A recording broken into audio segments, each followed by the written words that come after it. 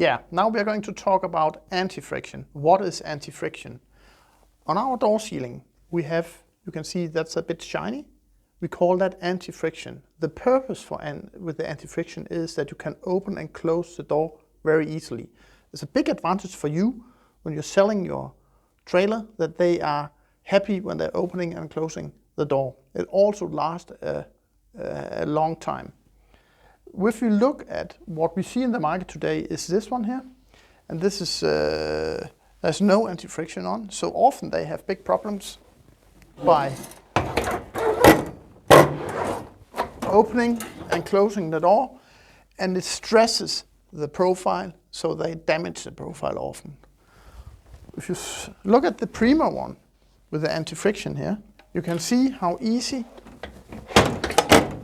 it is to open and close.